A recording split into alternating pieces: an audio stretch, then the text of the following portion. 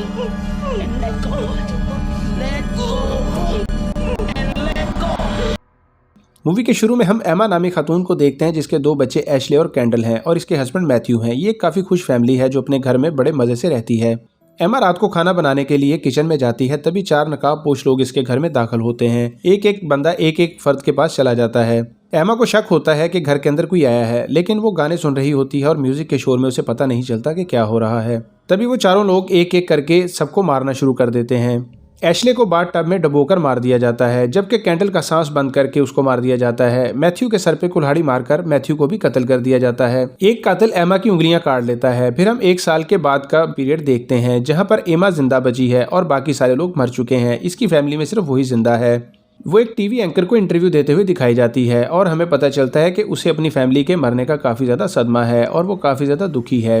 एमा अपनी बुक की लॉन्चिंग के बारे में इंटरव्यू दे रही होती है। इंटरव्यू देने के बाद एमा अपने घर में वापस आती है तो हमें पता चलता है कि उसने अब अपने घर को काफ़ी ज़्यादा सिक्योर कर लिया है और सिक्योरिटी सिस्टम को काफ़ी ज़्यादा अच्छा कर लिया है। उसने अपने घर में एक ऐसा सिक्योरिटी सिस्टम इंस्टॉल किया है जिसमें इसके घर के सारे डोर्स ऑटोमेटिक लॉक हो जाते हैं। फिर हम कॉलेज में कुछ स्टूडेंट्स को देखते हैं जिनमें एक लड़की स्काई एक लड़के जॉनी का माइंड रीड करते हुए उसे उसकी मरी हुई माँ से राब्ता करने की कोशिश करती है। स्काई जॉनी को बताती है कि तुम्हारी माँ तुमसे क्या कहना चाहती है और वो इस काम से उसे कुछ पैसे भी मिलते हैं जिससे इसका अपना गुजारा होता है। स्काई लोग 4 दोस्त हैं जिसमें इसके दोस्त जैसी, रैंडी और ग्रेगरी हैं। स्काई ग्रेगरी को बताती है कि जिस लड़के का माइंड रीड कर रही थी इसकी माँ इसके बहुत करीब आ गई थी और वो इसे छूने ही वाली थी और ऐसा इसके साथ पहली बार हुआ है। स्काई जब अपने घर आती है तो वहाँ पर हमें इसकी मॉम ओडा मिलती है जो कि नशे की आदी है और वो प्रोस्टिट्यूट भी है। स्काई की माँ उसे इस काम से रोकती है और वो कहती है कि तुम्हें ऐसा काम करने की ज़रूरत नहीं है, इसमें तुम्हारे लिए खतरा भी हो सकता है। स्काई कहती है कि मैं सिर्फ अपना खर्चा निकालने के लिए ये काम शौक से करती हूँ। ओडा कहती है कि मैं अपने काम से तुम्हारा खर्चा उठा सकती हूँ, तुम्हें ऐसे काम करने की ज़रूरत नहीं है, लेकिन स्काई इस बात को नहीं मानती। ग्रेगरी स्काई को बताता है कि हमें एक ऑथर ने मदद के लिए बुलाया है और हमें इस काम के लिए काफ़ी ज़्यादा अच्छे पैसे भी मिलने वाले हैं। वो एमा के बारे में बताता है जो कि काफ़ी ज़्यादा सदमे है, लेकिन स्काई ये काम नहीं करना चाहती और वो वहाँ से उठ के चली जाती है। स्काई रात को घर में सोने के लिए कोशिश कर रही होती है लेकिन उसे नींद नहीं आती। वो सारी रात सोचने के बाद सोचती है कि उसे ये काम करना चाहिए। अगले दिन ये चारों लोग एमा के घर पहुँच जाते हैं और अपना सामान निकाल कर घर के अंदर जाते हैं। वहाँ पर हमें एशली मिलती है जो कि एमा की सर्वेंट है। वो भी एमा के साथ इस घर में रहती है। एमा भी इन लोगों से मिलती है। एमा स्काई को कहती है कि मैंने तुम्हारे बारे में काफ़ी ज़्यादा सुना है और तुम्हारा काम काफ़ी ज़्यादा अच्छा है और मैं तुमसे काफ़ी इम्प्रेस हूँ। एमा इनके ज़रिए अपनी फैमिली से बात करना चाहती है। वो स्काई को अपने घर के कमरे भी दिखाती है और वो बताती है कि मेरी फैमिली के लिए ये घर किस तरह से हम कहाँ कहाँ पर रहते थे। स्काई अपना सामान सेट करती है और उसके बाद स्काई तैयारी करती है। फिर वो एमा को सामने बैठा के कहती है कि अपने फैमिली मेंबर्स के नाम लो। तभी एमा मैथ्यू, कैंडल और एशले का नाम लेती है। घर के अंदर कुछ कदमों की आवाज़ें सुनाई देती हैं।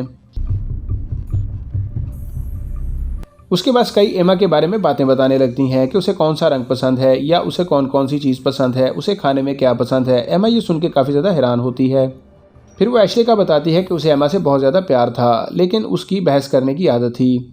फिर वो कैंडल के बारे में बताती है कि उसे भी डैड से ज़्यादा मॉम से प्यार था, लेकिन आप कैंडल को जो भी देते थे वो चुपचाप खा लेती थी। वो अपनी मर्जी बहुत कम करती थी। आपने उसे एक पिंकी बियर प्रॉमिस के साथ बांध रखा था, जो भी बात मनवानी होती थी इसी तरह से मनवा लेती थी। फिर एमा को अचानक से पैनिक अटैक आना शुरू हो जाते हैं और वो वहाँ से उठ के चली जाती है।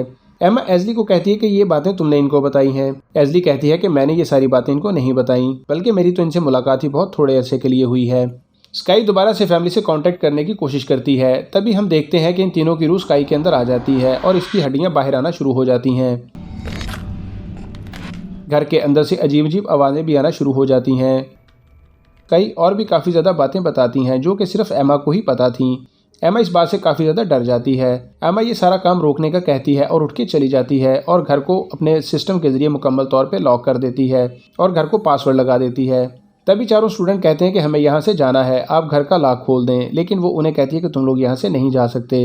वो चारों दोस्त कहते हैं कि हमें पैसे नहीं चाहिए, हमें इस काम के लिए कुछ भी नहीं चाहिए, सिर्फ आप हमें यहाँ से जाने दें। तभी हम देखते हैं कि एमा के पास एक गन है और वो ग्रेगरी को गोली मार देती है।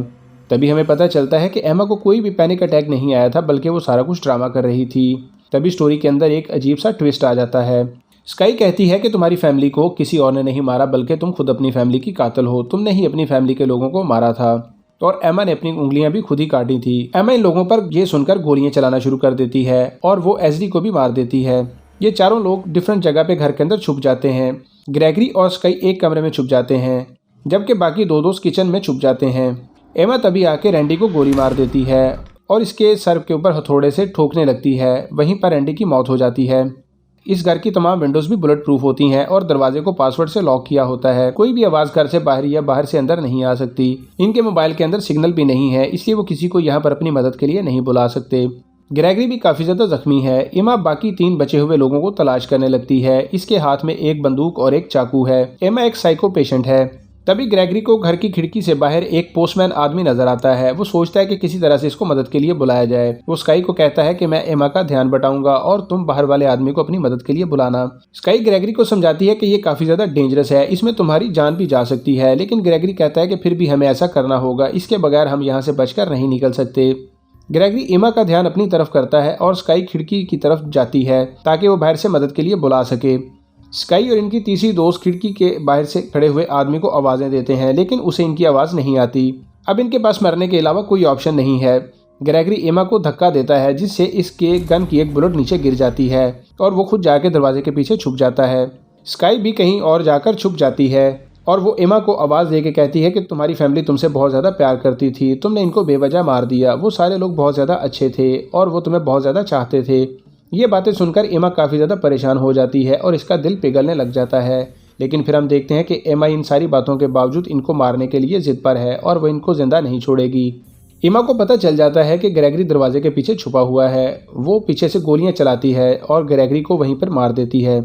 एमा की गन की गोलियां भी खत्म हो जाती हैं। फिर वो गन को फेंक कर एक जगह पर बैठ जाती है। अब इस घर के अंदर एमा, जैसी और स्काई ही जिंदा बचे हैं। स्काई एमा को अपनी बातों में लगाती है, तभी पीछे से जैसी इसके ऊपर हमला कर देती है। वो एमा को दोनों मिलकर मारना शुरू कर देते हैं, लेकिन एमा इन दोनों से काफ़ी ज़्यादा ताकतवर है और उसके पास एक चाकू भी है। वो स्काई के सर पे गमला मार के इसे गिरा देती है और वो जैसी को पकड़कर इसको चाकू से मार देती है। स्काई ये सारा कुछ देखती है, लेकिन वो जख्मी होने की वजह से उठ के इसकी मदद नहीं कर सकती। स्काई तभी भागकर वहां से बेडरूम में छुपने के लिए जाती है। वहां पर उसे वही बुलेट गिरी हुई मिलती है जो कि एमा के हाथ से गिर गई थी। वो ये बुलेट उठाकर छुपा लेती है। तभी वहां पर एमा आ जाती है और स्काई पर हमला करती है। स्काई से धक्का देकर बेडरूम से बाहर भाग जाती है। अब वो उसी जगह पर आ जाती है जहां पर एमा ने खाली बंदूक फेंकी थी। वो उठाकर इसमें गोली डाल लेती है और जैसे ही एमा इसके सामने आती है वो इसे गोली मार देती है और एमा वहां पर मर जाती है। लेकिन स्टोरी अभी खत्म नहीं हुई, क्योंकि एमा के मरने के बावजूद घर में बंद है और घर लॉक है और इसका पासवर्ड सिर्फ एमा को ही पता था।